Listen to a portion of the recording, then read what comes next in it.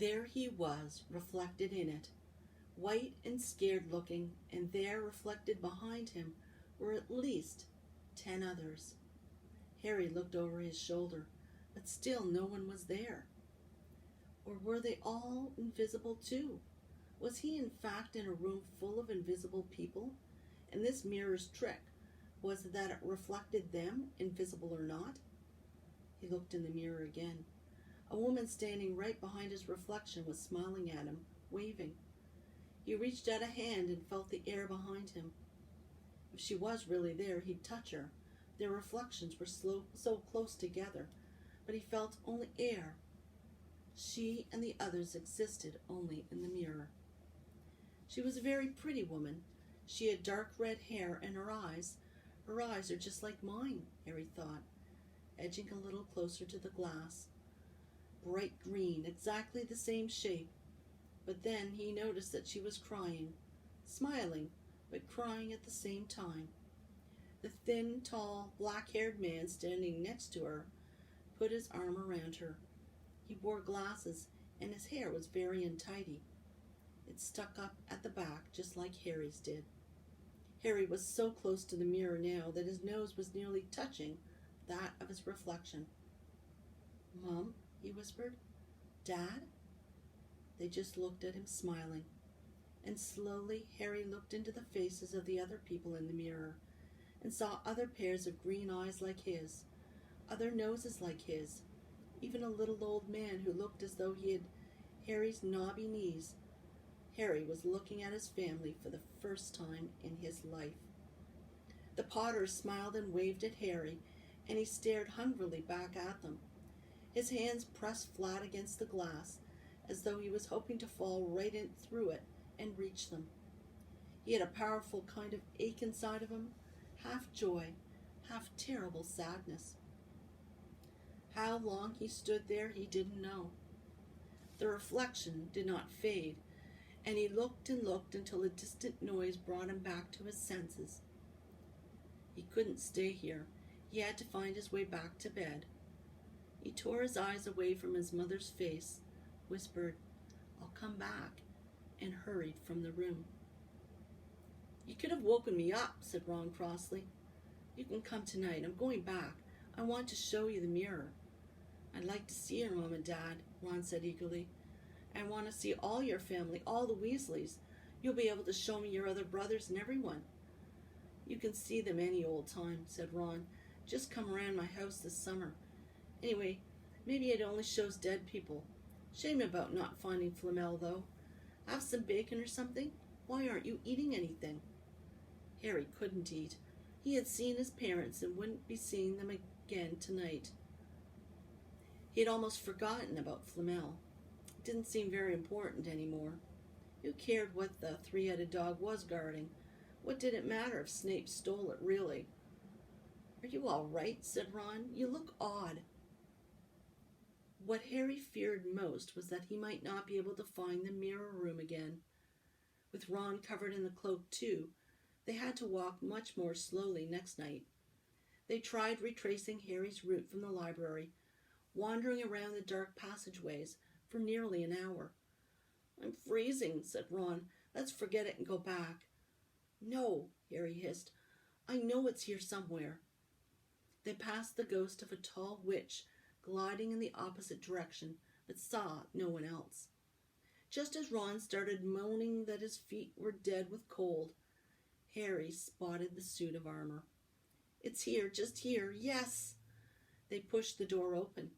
Harry dropped the cloak from round his shoulders and ran to the mirror.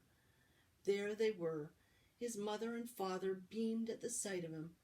"See?" Harry whispered. "I can't see anything. Look at them all. There are loads of them. I can only see you. Look at it properly. Go on, stand where I am." Harry stepped aside, but with Ron in front of the mirror, he couldn't see his family anymore. Just Ron in his paisley pajamas. Ron, though, was staring transfixed at his image. "Look at me," he said. "Can you see all your family standing around you?" "No, I'm alone, but I'm different. I look older, and I'm head boy." "What?" I am. I'm wearing the badge like Bill used to, and I'm holding the house cup and the Quidditch cup. I'm Quidditch captain, too. Ron tore his eyes away from this splendid sight to look excitedly at Harry. Do you think this mirror shows the future? How can it? All my family are dead. Let me have another look. You had it to yourself all last night. Give me a bit more time. You're only holding the Quidditch cup. What's interesting about that? I want to see my parents. Don't push me. A sudden noise outside in the corridor put an end to their discussion. They hadn't realized how loudly they had been talking. Quick! Ron threw the cloak back over them as the luminous eyes of Mrs. Norris came round the door. Ron and Harry stood quite still, both thinking the same thing. Did the cloak work on cats? After what seemed an age, she turned and left. This isn't safe. She might have gone for Filch. I bet she heard us. Come on. And Ron pulled Harry out of the room. The snow still hadn't melted next morning. Want to play chess, Harry? Said Ron. No. Why don't we go down and visit Hagrid? No, you go. I know what you're thinking about, Harry, that mirror. Don't go back tonight. Why not? I don't know. I've just got a bad feeling about it. And anyway, you've had too many close shaves already. Filch, Snape, Mrs. Norris are wandering around. So what if they can't see you? What if they walk into you? What if you knock something over? You sound like Hermione. I'm serious, Harry. Don't go. But Harry only had one thought in his head, which was to get back in front of the mirror, and Ron wasn't going to stop him. That third night he found his way more quickly than before. He was walking so fast he knew he was making more noise than was wise, but he didn't meet anyone. And there were his mother and father smiling at him again, and one of his grandfathers nodding happily. Harry sank down to sit on the floor in front of the mirror. There was nothing to stop him staying here all night with his family. Nothing at all. Except... So, back again, Harry? Harry felt as though his insides had turned to ice. He looked behind him. Sitting on one of the desks by the wall was none other than Albus Dumbledore. Harry must have walked straight past him, so desperate to get to the mirror he hadn't noticed him. I didn't see you, sir. Strange how short-sighted being invisible can make you, said Dumbledore. And Harry was relieved to see that he was smiling. So, said Dumbledore, slipping off the desk to sit on the floor with Harry, you, like hundreds before you, have discovered the delights of the Mirror of Erised. I didn't know it was called that, sir, but I expect you've realized by now what it does. It shows me my family. And it showed your friend Ron himself as head boy? How did you know? I don't need a cloak to become invisible, said Dumbledore gently. Now, can you think what the Mirror of Erised shows us all? Harry shook his head. Let me explain. The happiest man on earth would be able to use the Mirror of Erised like a normal mirror. That is, he would look into it and see himself exactly as he is. Does that help? Harry thought.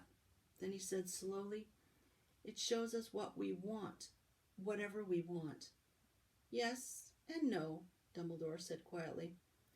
It shows us nothing more or less than the deepest, most desperate desire of our hearts. You, who have never known your family, see them standing around you. Ronald Weasley, who has always been overshadowed by his brothers, sees himself standing alone, the best of all of them. However, this mirror will give us neither knowledge or truth. Men have wasted away before it, entranced by what they have seen, or been driven mad, not knowing if what it shows is real or even possible. The mirror will be moved to a new home tomorrow, Harry, and I ask you not to go looking for it again. If you ever do run across it, you will now be prepared. It does not do to dwell on dreams and forget to live. Remember that. Now, why don't you put that admirable cloak back on and get off to bed?" Harry stood up. "Sir, Professor Dumbledore, can I ask you something?" "Obviously, you've just done so," Dumbledore smiled. "You may ask me one more thing, however. What do you see when you look in the mirror?" "I? I see myself holding a pair of thick woolen socks." Harry stared. "One can never have enough socks," said Dumbledore. "Another Christmas has come and gone, and I didn't get a single pair. People will insist on giving me books." It was only when he was back in bed that it struck Harry that Dumbledore might not have been quite truthful. But then, he thought, as he shoved Scabbers off his pillow, it had been quite a personal question.